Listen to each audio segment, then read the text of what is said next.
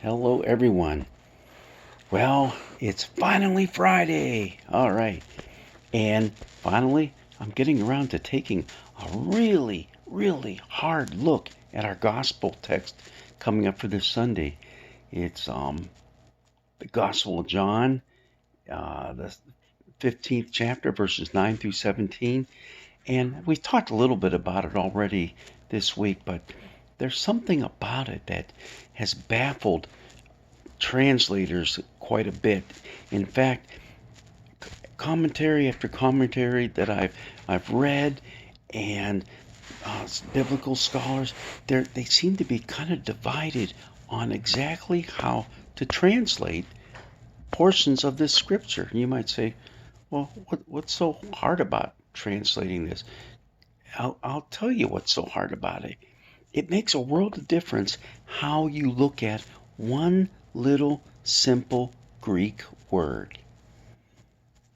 Reading from the Revised Standard Version, "This is my command, that you love one another as I have loved you." Well, okay, that seems rather straightforward, doesn't it? Well, it all hinges on the middle of that sentence. This is my command, that you love one another. Well, the problem is this. It's that word that. In the Greek, it's hina. Sometimes you can translate it as that, but more appropriately, you translate it as in order that, so that it gives a purpose. We're doing this for a purpose, in order that this sort of thing might happen. This is my command, in order that you might love one another. That's different than saying, this is my command that you love one another. There is another Greek word that specifically brings that to the fore. Not that, but yeah, that brings that whole concept to the forefront. And let me show you the difference. The Greek word that we have in front of us is hina. It's like I-N-A, okay, hina. And it means in order that. Again, for a purpose.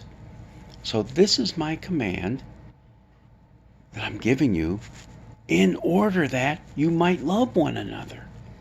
So the command isn't love one another, which it would be if you used just the word that. This is my command, that you love one another. No, this is my command that I gave you back then in order that you might love one another. So now that forces you to look back on, what did Jesus just get done saying before this? You see the difference? It makes all the difference in the world. But again, there are biblical scholars who look at it and say, nah, we think it's this way.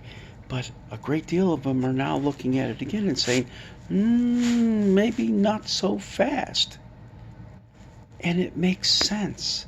It makes perfect sense, especially when you look at, what did Jesus just get done talking about? Well, what he got done talking about was what we had in our gospel text for last Sunday, which is, I am the vine, you are the branches, abide in me. Abide in me. And remember, that word abide showed up all over the place last Sunday. Abide, meaning remain in me, stay in me, continue in me. Keep yourself attached to the vine. You're the branches. Stay attached. Abide in me. When you abide in me and abide in my love, what's going to happen? You are going to have the ability to love one another. So, it's not like, go out there and love one another. Like, just do it. A command. No, it's, hey, if you abide in me, that's what you need to do. Abide in me in order that you might love one another. I really like that way of looking at it, because I think what it does is it tells us that we can do it, because all we need do is stay attached to the vine.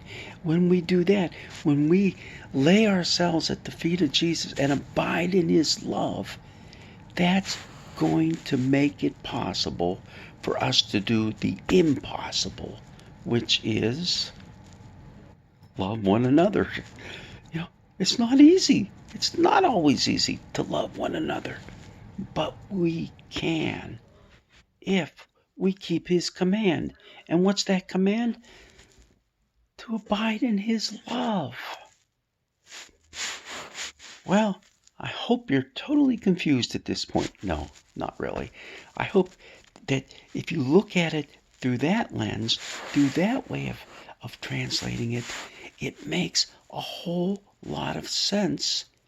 And it also opens up the door for us to realize we can do it.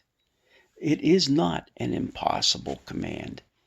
It's all possible because God's love flows through you and through me. Because on our own, we just can't do it. So, this is my command. Remember, to abide, in order that you might love one another. Whew.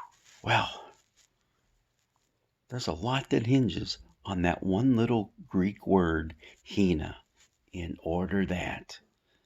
But it's one that makes all things possible through God's love flowing through us. Blessings be with you on this Friday as we look forward to Mother's Day weekend.